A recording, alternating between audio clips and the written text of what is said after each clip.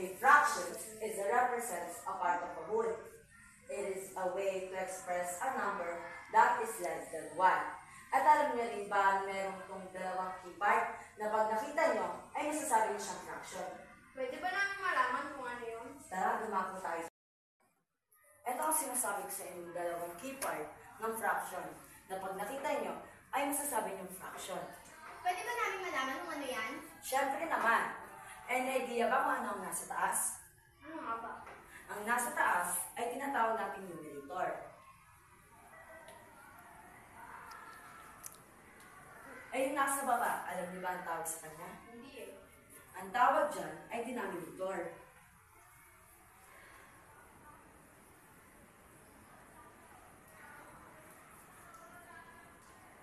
Meron pa ba kayo nakikita na sa tingin nyo ay magiging part din ng fraction? Parang wala na.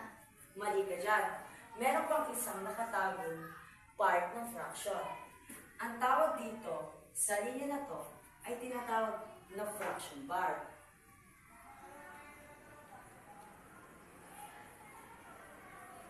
Ngayon, alam nyo na kung ano ang fraction at ano ang mga bahagi nito.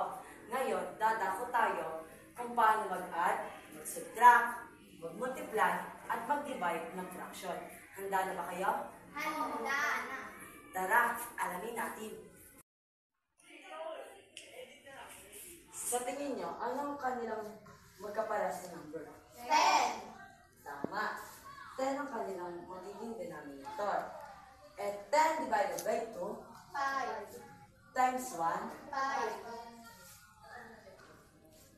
10 divided by 10 1.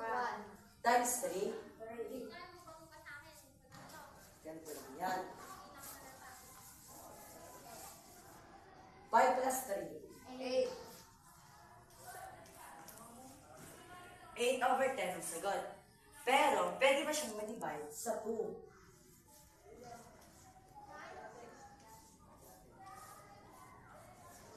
Kaya, ang kanyang sagot ay 4 over 5.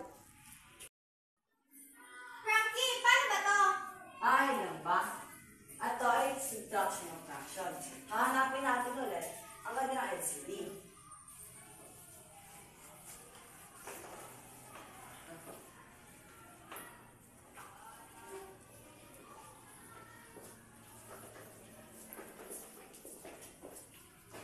Ang kanilang parehas na discount denominator ay 12. Kaya, 12 ang gagamitin natin na denominator. 12 divided by 6 is equals to 2. Times 5, 10. 12 divided by 12 is equals to 1. Times 3. 10 minus 3 is equals to 7. And kukuha na natin ang denominator, which is 12. Kaya ang magiging sagot natin ay 7 over 12. Ayun lang pala yun. Salamat, Frankie. Salamat, Frankie, dahil nalaman namin ang fraction. Wala. Ano naman.